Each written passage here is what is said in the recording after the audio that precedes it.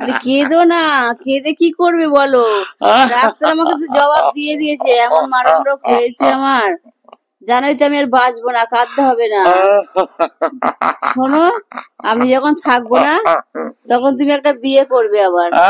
আমি যখন থাকবো না, মরে তো যাবোই, তখন নতুন করে একটা আবার জীবন শুরু করে একটা সংসার বিয়ে করো তুমি। যাবো, কাঁদে কেন? কেঁদো না, তোমার কান্না দেখে আর মরতেও শান্তি পাবো না। উফ, বলছিলাম কি একটা কথা, আমি মরে গেলে তুমি বিয়ে করবে যাকে, আমার গয়না গাটি যা কিছু আছে, আমার চুড়িদার কুর্তি যা কিছু আছে সব তাকে তুমি দিয়ে দিও।